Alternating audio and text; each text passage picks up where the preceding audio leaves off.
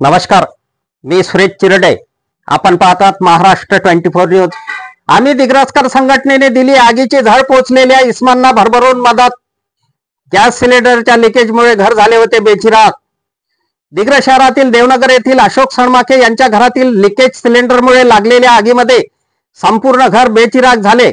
त्यातच त्या आगीची झळ शेजारी असणाऱ्या लक्ष्मण सणमाके यांच्या घराला सुद्धा पोहोचली. आम्ही दिग्रसकर संघटनेने अशोक सणमाके यांना मदत करण्याचे आवाहन करतात अनेकांनी मदतीचे हात पुढे केले.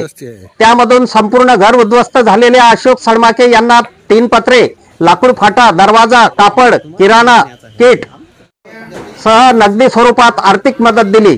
तर लक्ष्मण सणमाके यांच्या घराला आगीची झळ पोहोचली. त्यांना सुद्धा किराणा किट व नगदी स्वरूपात मदत दिली.